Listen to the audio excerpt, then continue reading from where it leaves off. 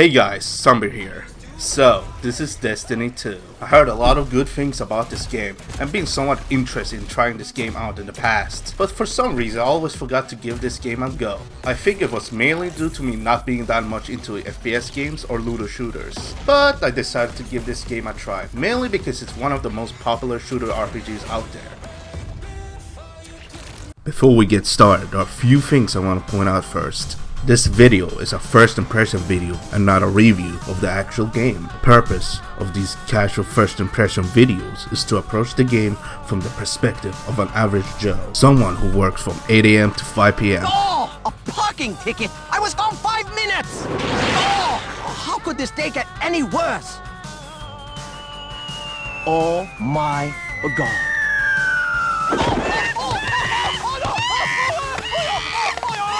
Has 3 kids, an angry wife, and only has 1 hour to spare from playing games. So I will be playing the first 5 hours of the game and provide feedback on its overall experience, as well as a recommendation for improving the new player experience. Later on, I will give a score on how well the first impression is on scale 1 to 10. Now that we have that clarified, let's move on to the main video.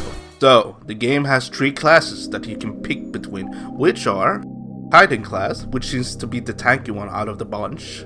Hunter, which is more DPS focused and more rogue type based one. And then we have Warlock, which seems to be more supportive based out of them all, but still has pretty good DPS abilities too. I decided to go with the Hunter, since he looked the coolest out of the rest of them. The game does have a character creation that allows you to make your own character. You have 3 races to choose from: humans, Awoken, that seems to be this weird looking avatar alien, and then Exo, which are literal robots. Character customization is nothing special and fairly simple. Since you'll be wearing a helmet 99% of the game, it doesn't really matter, but it's nice that they included it at least. The game starts off with a small looking unravel calling me out, saying Guardian over and over again. Apparently it calls itself a ghost and claims to be my ghost specifically. Apparently I've been dead for quite some time. By the looks of things, it still seems dumb on planet Earth, but it appears to have been abandoned for quite some time. Anyways, I finally get the control of my character, and the first thing I try to do is jump around, and to my surprise, not only can you double jump, but actually triple jump as well. Another thing I wanted to try out is to see whether or not the game had invincible walls. Like any sane person would do, I tried to jump off a cliff to see what would happen, and well, the result are...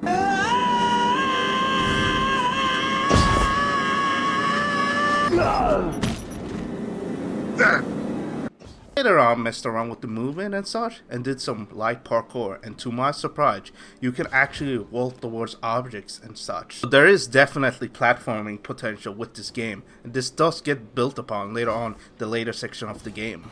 Later on, I stumbled upon my first rifle and had the opportunity to try out the gunplay for the very first time. So, behold, the gameplay. So, keep moving and be ready for a fight.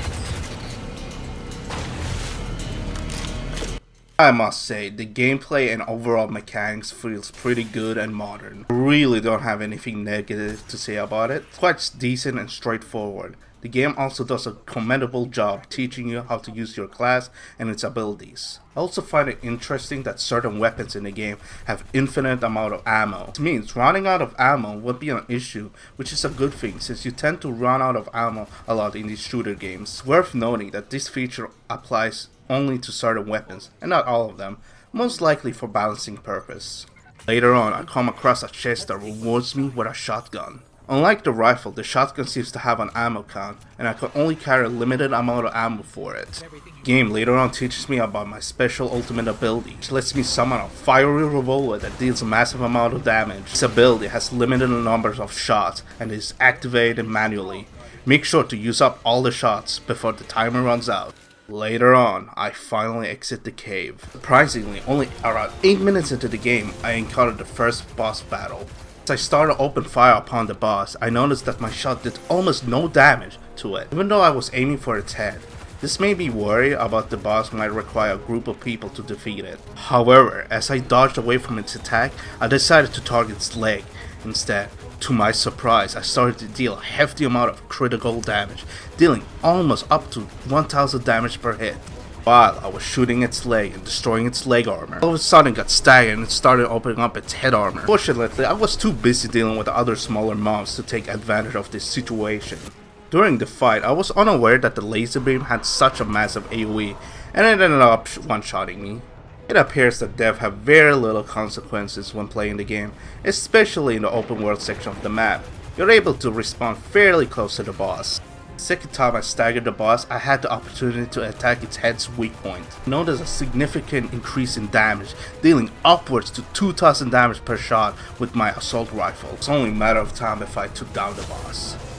After killing the boss, a big old chest dropped down and gave me a power weapon.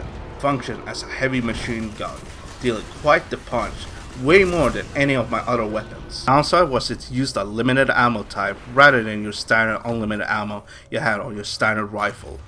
The gear system is kinda interesting, so you can't really pick and choose your weapon loadout, but rather you have to stick to your weapon type since you got kinetic, energy, and then heavy weapon loadouts. Later on, I discovered a Guardian member, and behold, a cutscene. Thank the light. I didn't think we had other Guardians on patrol here. Listen, my fire team's missing. I need backup. During the conversation, I was wondering if the player was a mute or if he could actually talk, and to my surprise, he did utter a single word. Made it this far. Let me help.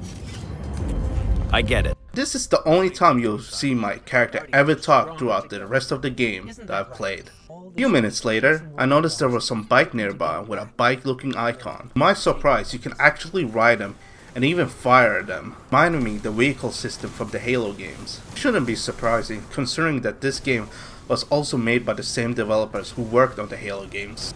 While picking up the arc ball, the game all of a sudden goes into a third-person state, and it was cool to see that you could even attack in this form, so holding object does not completely make you defenseless. After disabling the barrier, I was finally able to enter the building in search of Maeve. During the zone, I got a notification saying respawn limited. I'm guessing that I can only respawn limited number of times before it boots me up all the way back to the entrance, so now dying has consequences. After killing hordes of undead-like creatures, I finally get to find Maeve. It's too late, an alien-looking witch kills Maeve. After that, I get a time saying the mission has ended and later on teleports me all the way back to the open world section of the game. The game then teaches me on how to use the fast travel system. To meet the Guardian that we met earlier, but this time he's unmasked. I complete the quest and get rewarded with a sniper rifle. I also accept the bounties, which are the side objective that you can accept to get bonus XP and rewards. I also noticed to get specific reward and such, the game prompts me to get the Nightfall expansion. This gets showcased a lot during the 5-hour session.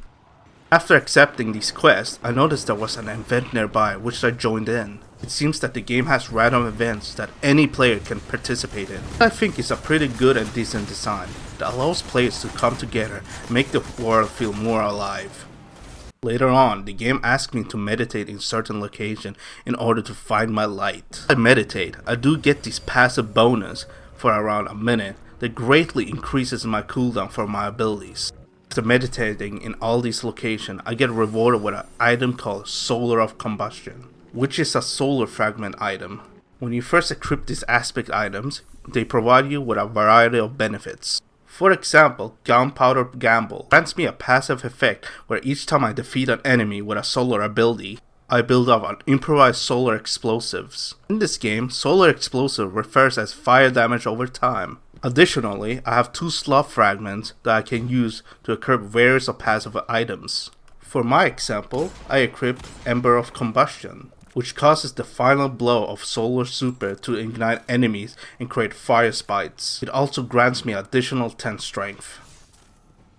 Later on, I discovered that you can actually pick up these relic types weapons from enemies that have limited uses. In this instance, the greatsword that puts me into third-person view, making it feel more like action-based combat. Sadly, a few minutes into my recording, my OBS software stopped working, and I lost some footage. But in short, I got my own speeder, and eventually I traveled to the hub zone.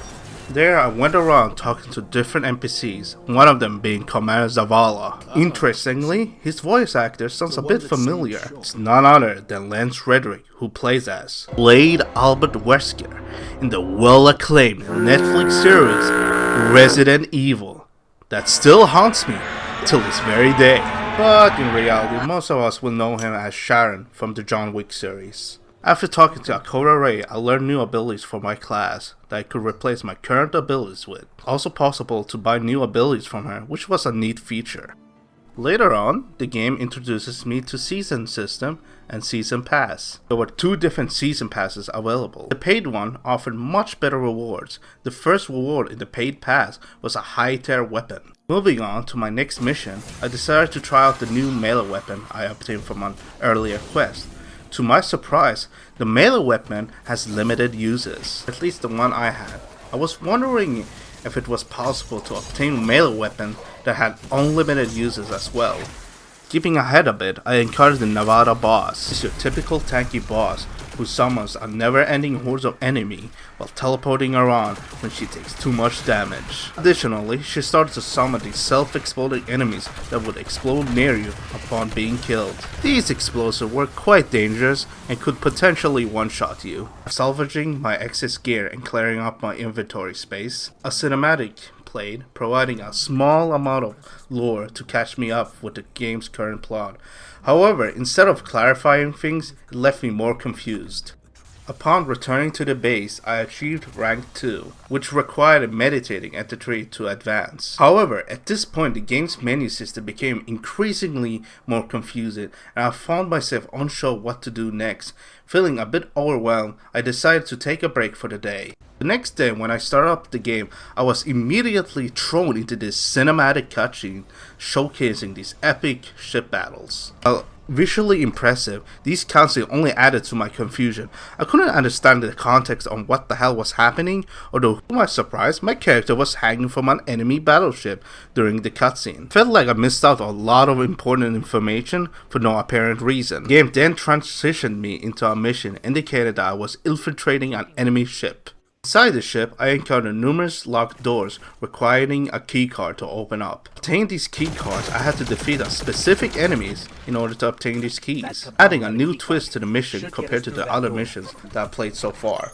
In the mission, I was tasked to destroying the enemy ship's reactor and I had to navigate to ship. The opportunity to venture to space and leap from floating rock to floating rock to reach to the other ship. After successfully destroying the reactor and causing the ships to collapse, I received a new objective to make my way through their shuttle and escape. I boarded one of their ships and was transported to a futuristic looking planet called Neptune. To my surprise, I was informed that the Neptune was under invasion by the same enemies I've been fighting throughout the game. The game prompted me to interact with a green energy source which unlocked an entirely different moveset for my character.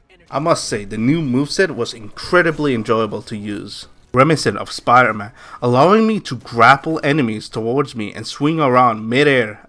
Additionally, the throwing weapon provided a satisfying ricochet between enemies. I later on discovered that grappling towards an enemy and pressing the melee button, I could perform a special melee move, further enhancing the fun and versatility of the moveset. I then tried out the ultimate ability, which gave me a whip move with a massive AoE clearing moveset. After that, my character became exhausted from all those awesome power and a cutscene started to play out.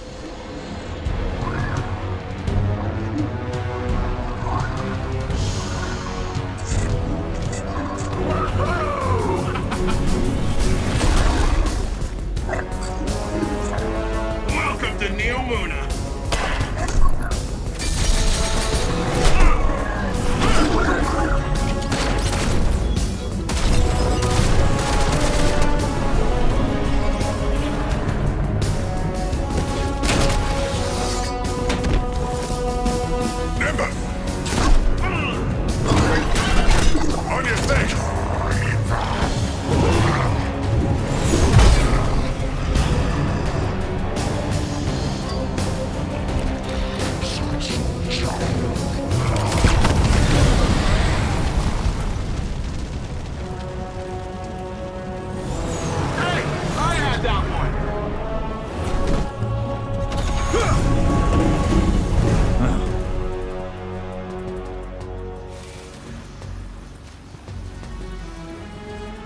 You work fast. We don't like to waste time. Oh, good. There isn't a... Out. These massive weird looking humanoid aliens has a unique appearance. They are extremely tall and seems to have a medal as a hair. I can't tell if it's their actual hair or if they're wearing like a weird hair helmets. Either way, it's both kind of weird and awesome at the same time. Following that, we have a cutscene introducing the villains of the game. One of them can only be described as this Shrek Shark reject. After that, I started to explore around Neptune, but some problems started to arise. The power creep of that zone was off the whack.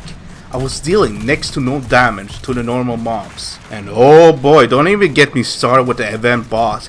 The boss would legit one-shot me by just looking at my direction. It's a weird decision that the game puts me into that zone right after I did the main mission. At least I think it was the main mission. Again, the game just boosted me up to that mission out of nowhere. Anyways, I got fed up and decided to accept a different mission on a different planet. I can imagine a lot of new players getting frustrated at that point. And it could be a potential quit moment for a lot of people. So I went in and accepted a different quest called Spark of Hope. The main reason I accepted it was because of the reward. Seems to be a unique weapon that intrigued me. The quest asked me to go to the planet called EDZ. It seems pretty weird for a planet, if you ask me. Anyways, after fast traveling there, it looked more like Earth than anything else. It seems to have been abandoned for quite some time and been overtaken by nature. I really like this area. It gave me the Last of Us world building vibe. So far, the biomes in this game have been quite different and varied in different locations. To the church, and even the NPC gave me the Last of Us vibe. I mean, the main NPC looks like Joel from The Last of Us. You can't make this shit up. Doing some missions for him, he later on asked me to go to the starting area of the game in order to do some missions there. So I went there, the area where I first fought the very first boss. However, the objective was not to actually fight the boss, but rather to kill the dust captains that would spawn near the boss. I thought this was a genius quest design because a new player starting the game fighting the boss would actually see other nearby players helping out to defeat the boss, even though they're not completely new. Sadly, this was somewhat ruined by the need to defeat 3 dust captains. They spawn somewhat rarely, so I had to wait a bit before I could move on to the next objective. After that, the game had a cool and nice change of pace, and actually had me do some platforming section during my quests. It was a nice little change of pace after doing nothing but endless combat and fighting. After that, I finally unlocked a new unique weapon, and I have to say, it was worth it. Cool passive, where sometimes I will get an arc conductor buff enabled after damaging or killing enemies. It allows me to have infinite amount of ammo, and my shot became lightning imbued.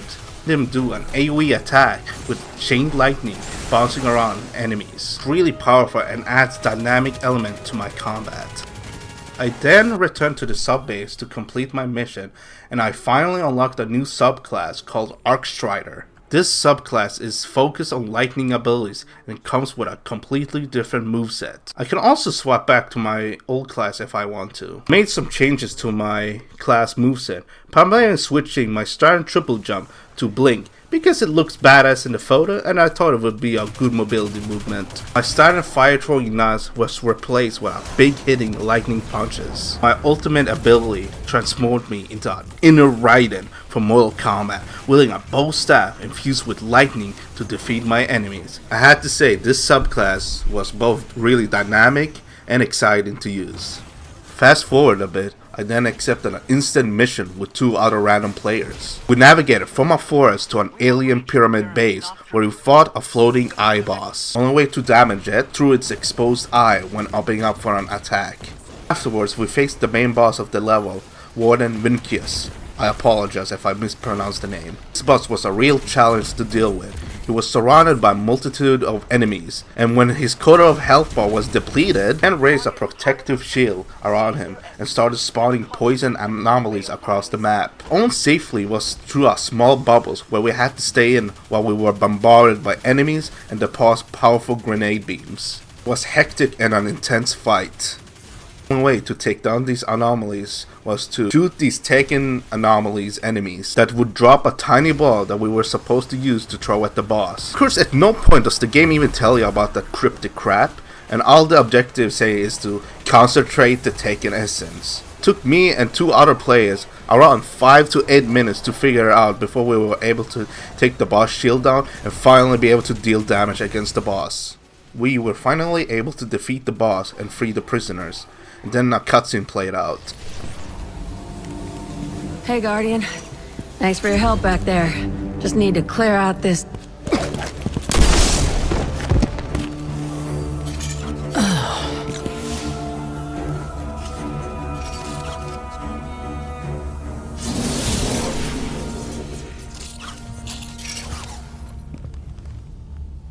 Ow.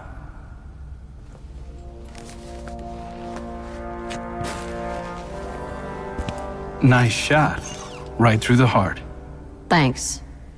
Sorry. We thought you were Shadow Legion.